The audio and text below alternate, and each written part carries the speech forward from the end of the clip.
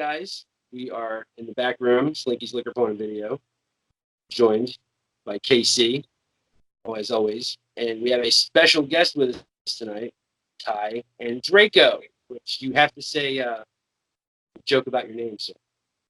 Andreaco. It's Slovak for I fucked your girlfriend. Yes. That's awesome. So tell us a bit about yourself, man. What's up? Well, I'm a columnist. I don't like to say blogger because blogger sounds like, I write DIY. Anyway, I'm a columnist for cultclassichorror.com. I have a series called Ty Andreaco's Cemetery Columns. I write about just about anything that's interesting me at that moment. But lately I've been trying to get into the horror tourism thing. Recently came back from a trip to Blairstown, New Jersey for the opening of the Friday the 13th Museum, which was awesome. And I also do a lot of cons. That's me, in a nutshell. I like your cemetery columns. They're really good. Right? Oh, thank you. I appreciate that. Great. Yeah, and I got to see you on the news. That was pretty cool. Oh, yeah, we were on the local New Jersey news. Yeah. That's cool. Me and my girl. Friday the 13th Museum. Tell you about the Friday the 13th Museum. Well, it was small. Yeah. They had some busts in there of they had a Mrs. Voorhees decapitated head. They had Tasso's hairy fingers. Hairy Did they have there was hairy knuckles, of course. I mean, it's Tasso's hands. They had Jason popping out of the lake. They had a bust of that. They had a table set up with the Monopoly and the pony bottles of Budweiser for strip Monopoly, and then they had glass cases of actual memorabilia, which included an autographed by Betsy Palmer fishing knife, which was probably the coolest thing.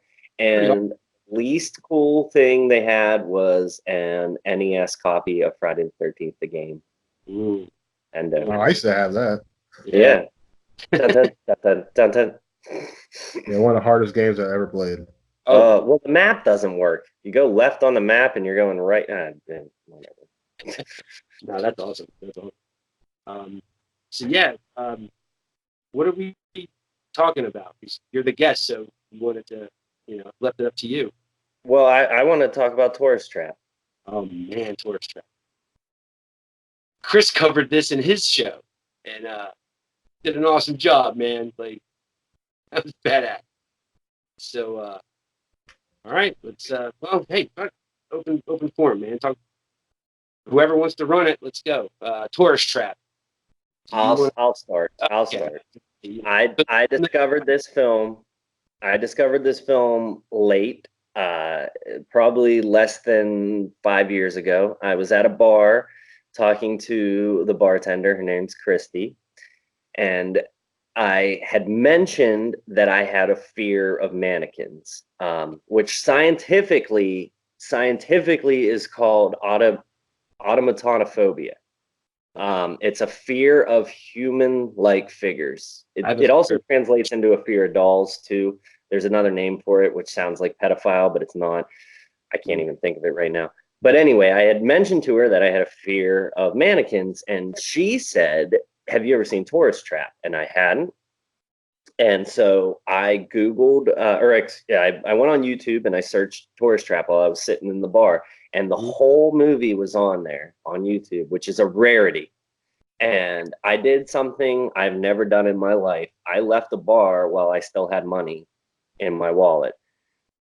I went straight home and watched that movie and absolutely fell in love. I think it's one of the most forgotten films. Recently, Joe Bob Briggs covered it for Shudder. I was happy to see that because I want more and more people to see it. And now that that's happened, more and more people will see it.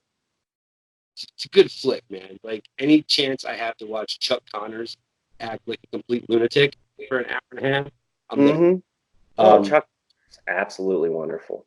Yeah, it was really good. It's got a lot of jump scares in it that I wouldn't have expected from mannequins. But The opening is crazy. Like the opening really scares you. It's you're right. It's a forgotten flick, but like I think more people are finding it. Because I tell a lot of folks Oh, because I used to watch the westerns with my grandfather, Chuck Connor. That's that's where he got his chops. So yeah, he was the rifleman, right? But yeah, yeah. but Right. but in this movie, he's the shotgun man. Uh, Mr. Slauson. Um, it's I don't know. I don't know, like spoil it, I guess. Well, spoilers, kids. If you haven't seen it. I mean, it's been out since the 70s. I mean, it's 79. I think, it's just it's weird because that's the only movie I can think of that has mannequins that are like one of the protagonists, other than Mr. Slauson, and it's creepy. It's creepy. You know, The score does a lot for it. it's right. Music. It's very puppet master esque. Mm-hmm. That was hard to get out, but yeah, it's like this. It's a mix of like these. I don't even know what to call it, like bells and synthesizer. That's just it just adds to it. And as long as you brought up the opening scene, I mean, let's be honest. The laughing and like it's Oh, really it's creepy. so disturbing. And then I I mean, a was pipe goes through this guy, and you just hear this drip, drip, drip, and then a full trickle. It's just emptying his blood into a bucket. Oh, absolutely haunting. I can't believe I didn't know about it earlier. I can't believe that was the first person to ever suggest it to me. See, what stinks is there were so many horror movies that came out. These companies were pumping them out. Dude, I missed a lot of them. I didn't see them until I was a kid. I'm still finding out. Uh, but this one, I saw this when I was like 12. The opening, I'll never forget the opening. Like when he opens the one door and the mannequin is on a spring and it pops out and it's laughing, Mm-hmm. it scared the shit out of me. And like I jumped, like literally, I jumped in the air. Um, oh yeah, I yeah. definitely jumped a few times watching this. Now, had you seen it before? Until when I gave Not you until the you recommended it. I never even heard of it. um, Yeah, it's like man, like it's legit scary. And if you have a thing with dolls, it's gonna scare you. It's gonna freak you out. The mask it he wears is terrifying. Uh, Yeah, very Leatherface type. yeah, it's funny you would mention that it's Leatherface like because someone that worked on the film had worked on Texas Chainsaw Massacre. If I was a little bit more prepared, I would have had that note. But yeah, somebody that did at least art department on Texas Chainsaw worked on Tourist Trap. Yeah. What year was this? Was Yeah. it 70, 79. 79? Yeah. So we're just pushing into the slasher craze. And Yeah. it's kind of a mix, isn't it? It's like supernatural and yet, you Well, know, he's slasher. using his shinin to, It's shinning. Yeah, the shinning. That's Yeah, he does a kill people in Simpsons very reference creative for ways. those of us that are too young to know. But like again with the opening, like he opens the window, the guy runs to the window, he shuts it. It's it's creepy to see him kind of toy with uh, because again, they're not like enchanted mannequins or he's just using the shinin to control his mannequin. So it's these inanimate objects are killing people. It's kind of like if Sissy Spacek and Chuck Connors had a child, Yeah. because but it's Chuck Connors, so. But yeah, he has telekinetic abilities. That's a spoiler alert, because up until the very end, I mean they do hint to it a little bit that he's doing it.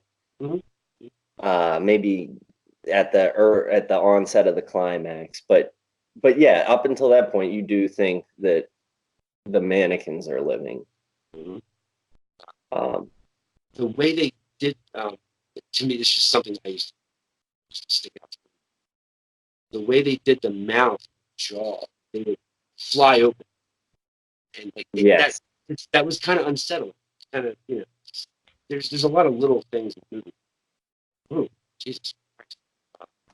And then like even in the beginning when they're sitting in that guy's truck, the headlight breaks, and you're kind of like, what? How the fuck? What?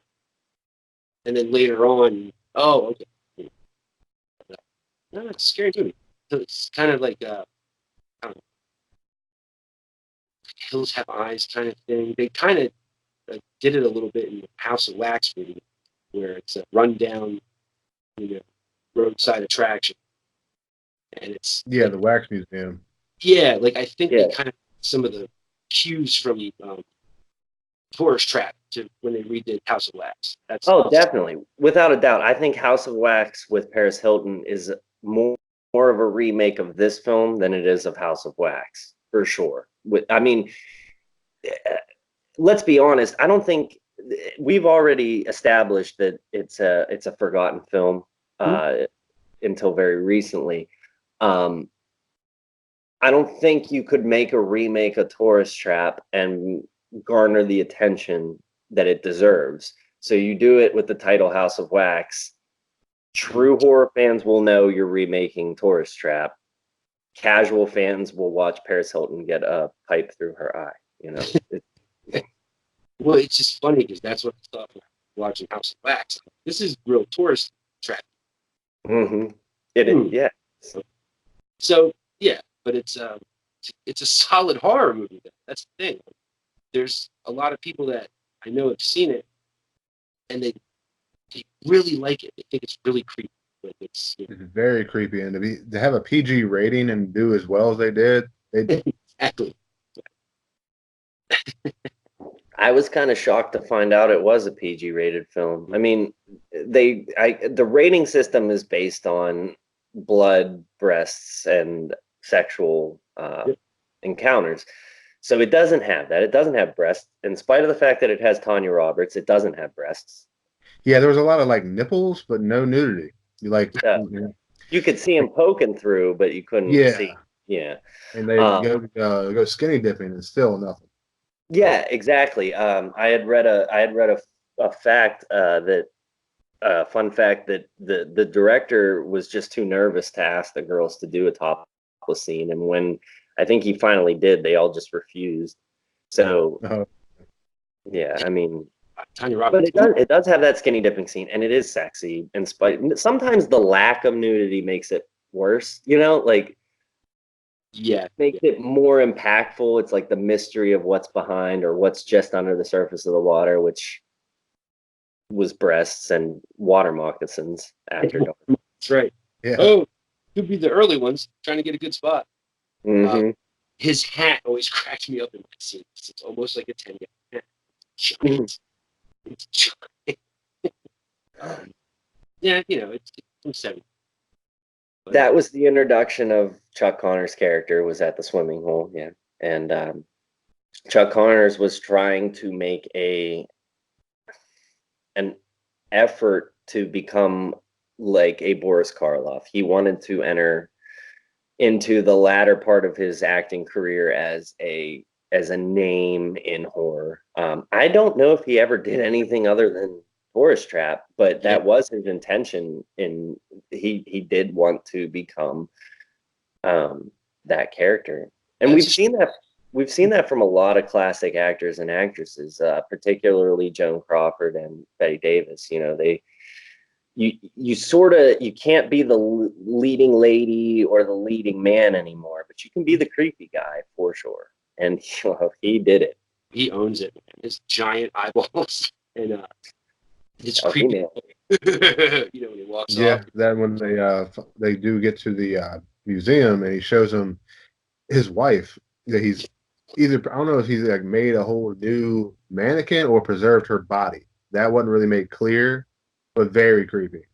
Yes, I have a note on that because the virginal girl Molly makes the comment that it feels like flesh, and I also wrote sentences you only hear in movies. Wouldn't you say it feels like skin?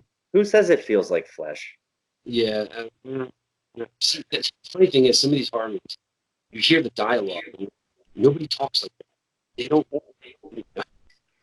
But yeah, I think anybody would say flesh. Um, so yeah, But that kind of indicates that to what Chris said. I mean, maybe he did just preserve her body because I don't think any of the other ones look that realistic. Maybe I'm reading too far into it, but no, the other ones look like mannequins. yeah, that one looked a little bit more realistic. And you like, all right, the poster was terrible. Oh yeah, I don't. Usually horror movie posters don't really, stick with you, or, kind of catch you off guard. But I remember when I first saw the poster, Jesus, um, and again, it goes to the thing he wears, the mask. It's pretty scary. And like I said, I was a kid when I saw this movie, so it really freaked me out. yeah. The cut lines at the jaw are sort of what sells that. It's like a ventriloquist dummy at that point, which is inherently scary in itself. Um, yeah, I do agree with you. It does have a powerful poster for sure. It's like here, teenagers go missing. You're like, oh shit. So, but like, to me, it falls in I guess the group of like those have eyes, Texas Chainsaw. But again, I thought it was a really cool idea. This lost roadside attraction. Chuck Connors, It seems plausible, doesn't it? because they build the highway, so they redirected traffic totally away from this place. So now, So now it's like a deserted museum with no people. yeah, nobody's coming for it. If you end up Yeah. getting lost and finding this place, like it's plausible. It's very, which makes it even more fucking scary. So, And in that sense, it's kind of Norman Bates-esque. The highway got moved away. Maybe that's a nod, or maybe it was totally unintentional, but it seems to be. How about discount Adrienne Barbeau, Becky? the girls are real pretty. Mm-hmm. Mm-hmm. Molly with big eyes. Molly's like virginal though. Like, yeah. yeah. Like the other two, they're up for it, but Molly's like no. Shorts. Molly has the dress. Oh yeah.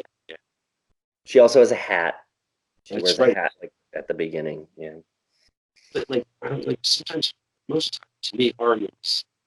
Not all the girls are hot. I guess this one. Hey, and the putts that is rolling around with. Oh man, like they always get like the dorkiest guys. So, I wouldn't. I mean, maybe not. He's not all, He's just Italian. That. not that. I mean, it's I'm not saying he smells like garlic bread. Yeah. Well, I am. I mean, secretly, everybody wants to be dumb and Italian. It's. Oh man, that's awesome. It's just the way the world works. There was a Dr. Pepper product placement in the museum, by the way. Just throwing that out there because I wrote that down. I think I ever noticed that, man. Like, I'm sorry. Yeah, They had like a drink machine or something with Dr. Pepper. I think it was. Yeah.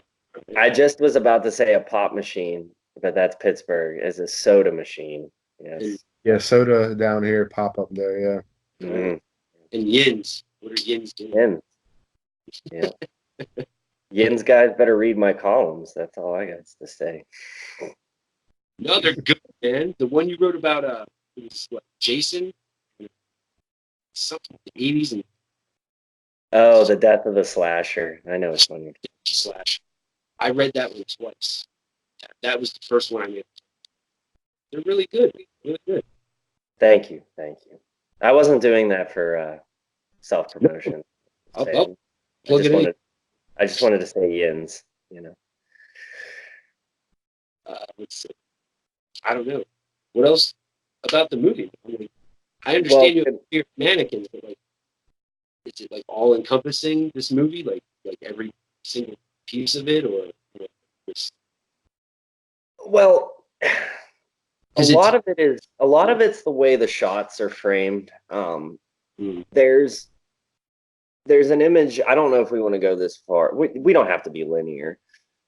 There's an image where Tanya Roberts and her boyfriend are in the basement, and then there's this other girl sitting there that, or laying on a table that you haven't been introduced to yet. She got picked up at the gas station, which Chuck Connor's character apparently also owns, and he's got a lot of property out there. But anyway, just the way where they place the camera and how the stairs are always in the shot, so there's always the threat that the killer's going to be coming down those steps. It just bugs me. And that doesn't even have mannequins in it. And then every time the mannequins are in frame and a murder is happening, they start doing that like oh. Yeah. And it's just, and there are a lot of the shots. Well, like the music's creepy in itself, but they add that like voice, chorus kind of thing, and they make it seem like the mannequins are the ones saying or singing it and stuff. But yeah, no, it's like an evil church choir. See, all right, there you go. Yeah, it's just terrifying. And like I said, I've always been afraid of mannequins. I mean, it goes back to the After Hours, the Twilight Zone episode. Mm-hmm. So it almost feels like this movie was tailor made to freak me out, and it does. It's the image. It's disorienting. It's creepy. The way they utilize having so many mannequins in the shots, that, like, for instance, I think the character's name is Becky, the Adrienne Barbeau discount. Mm-hmm. She goes to the house first, and she thinks she's going to walk into a conversation, and it's just like a grandfather and a mother sitting, or whatever it may be. Like, it's like a scenario set up. I mean, that's nightmare fuel. Walking into a room thinking you're finding people and finding it's like a lifestyle, like dollhouse set up. Yeah, no, you're right. In a conversation, you walk in. Yeah, no. Yeah. One of the kills in this one was like really, really terrifying. He uses like plaster to cover this girl's face where she can't breathe at all, and so she'll die from fright before anything else or something. Yeah. How he's describing to her how she will die. Oh yeah. Yeah. Inspired writing for sure. Imagine that's the last thing you see is Chuck Connor's big eyes. Oh my God. Jesus. I really hope the last thing I see is Tanya Roberts' tits, not Chuck Connor's eyes. And I don't want to see Chuck. And then he's got like those chiclet teeth. So he's just, and, God damn, just shoot me, Chuck. Just shoot me. You were the rifleman. Just shoot me. But see, because of that scene, I always thought reserved some people like his favorites. See, but most of them. It's a creepy fucking movie. And it really, I think it took a lot of inspiration from House of Wax, not the original. Yeah. Parts of it. But yeah, it's creepy shit, man. Sitting here talking about the fucking movie. But no, the soundtrack is really creepy. I keep saying the word creepy, but it is. It's a creepy fucking This movie is creepy. It is. Jeez. Well, definitely. Yeah, no, I enjoyed it a lot. I think it's very interesting that in the scene that Chris was talking about, that the killer, who hasn't been revealed yet, sort of uses his victims as therapy. He's sort of like talking out his issues. He's like, my brother was, and he made me wear this mask, and well, maybe bullshit. It is like group therapy at that point for him, which I thought was quite humorous. Because again, you really don't know what's going on until the reveal to the end. Very, and that's cool. I really enjoy horror movies. Mhm. They use that reveal against you as well, because you know that Chuck Connors is the killer before Molly knows that Chuck Connors is the killer. Mhm. So I think that's interesting, and it's important to the film that you sense the dread before she does. You know he's crazy. Yeah, no, yeah. Yeah. Absolutely terrifying. I mean, she like, he rolls up in the truck, remember, and you know, it's, oh, everything's gonna be great, and you're like, no, Yeah. bitch, run. Yes. Let's see. All right, when you did your review, Chris, like, what stuck with you? What jumped out at you? Because I already know what I'm saying. So, Well, the PG rating and them not really being able to do a whole lot with it with like the special effects, but still able to pull off the creepiness was really good. Um, no nudity and being like almost 80s, it was almost like expected for that time period. It was expected because Tanya Roberts was in it. All right, yes. I was expecting it. Yeah, and then the whole reveal when you finally find out that he's crazy and he killed his wife and brother for basically sleeping together, and he's the one that's crazy. It wasn't the brother. So really, really good reveal. That, like, you finally found out all the stuff that he's been trying to like pretend that he's the good guy the whole time. The bad guy is like his other personality. That's his brother. It's really done well. Really creepy. That's the beginning, the intro. And that'll always stick with me. When I first saw that, you don't know what the hell's going on, and then all of a sudden, you know, they keep showing these mannequins and their mouths are popping. Then shit's moving, and there's nothing there to move it. Yeah, in the beginning of it, it felt really like Texas Chainsaw when the guy's going looking for a gas station and the gas station's like all by itself. It definitely had the Texas Chainsaw feel. And That's just the best setup for a horror movie, I guess. You know, out of gas. It's sort of timeless, you know. I mean, in this case, they were looking for a tire, but you know, it's essentially the same. Yeah. And then the camera lingers on the tire. Mm-hmm. You're like, Yeah. it's gonna be bad.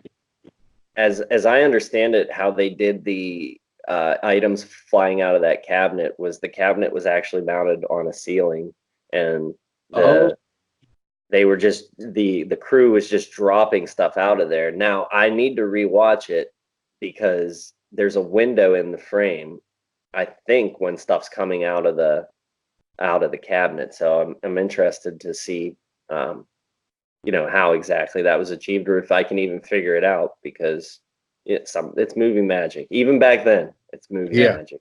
Yeah, that'd be definitely something to check out. Zero budget movie. That's like what Chris said. To achieve all that stuff, $1.50. Awesome. That's awesome. It wasn't zero budget. It's just all the budget went to Chuck Connors. Went to that hat. Jesus, that hat. Yeah, the rifleman. Oh well. I do have something else I wanted to point out. There is a line in this film that I'm absolutely in love with, and that is Molly doesn't realize that Chuck Connors is the killer yet, and he wants to put the radio in the window for whatever reason.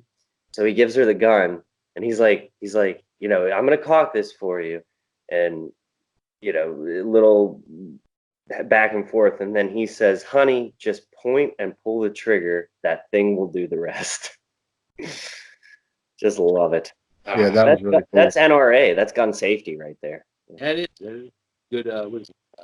Trigger discipline. Mm-hmm. I like it, man. Whoever's watching, if you guys haven't seen the movie, definitely check it out. For sure. It'll freak you out. Definitely worth a watch. You know, first-time viewers will, I think, actually kind of, ooh, Jesus. And in spite of its Scooby-Doo reveal, because like literally his mask falls off his face, in spite of that, it's wonderful. I can't I can't think of anything that I have, like, I can't think of anything that I discovered so late in my appreciation of horror that has stuck with me this much, except for maybe the Stepford Wives, and that's it. Is there anything you want to plug, man, before we get out of here? Well, I mean, of course, I'd love to mention my column series again, Ty Andreaco's Cemetery Columns, available at cultclassichorror.com, as well as the Cult Classic Horror Show podcast, available weekly at the same website and everywhere else you can find it. Thank you guys for letting me come on. I mean, Slink, you know, me and you have been friends for a long time, still haven't paid for my commission, but I love you. And Chris, it was wonderful to meet you. Can't wait to see you again. You're coming up for Wintersville, for the Barn 2 filming, and I'm sure I'll be there. And if I'm not, I'll be there. I'll be there for sure. Yeah, that's gonna be a lot of fun. For sure. No, listen, I can't thank you enough for one. I'm sorry we couldn't do the horror Jeopardy. Didn't have enough time to do questions, but you have an open invite whenever you want to come on. So. Oh, that's really nice of you. I'm actually kind of glad that we didn't do it because, like, I think I'm good at it, and then it's going to happen, and I'm going to be terrible, and I'm going to be really embarrassed, actually. Yeah. I thought I had it in the bag. There was a couple questions. Yeah, so did I, and I was stumped last time on some of them. Some were like, I should have got. And somehow I just didn't even think about it at the time until afterwards. I'm like, oh, yeah. Mm-hmm. Yeah. That's probably why I think I'm so good at it, is because I'm not on the spot. You didn't say anything. You just sent me a message and you were like, I want to play Horror Jeopardy. And I'm like, that's me. I want to play Horror Jeopardy. I don't want to pay for my commission, but I want to play Horror Jeopardy. When I read that. So next time and we just got what is it? Trivial Pursuit Horror with 600 questions. So boom.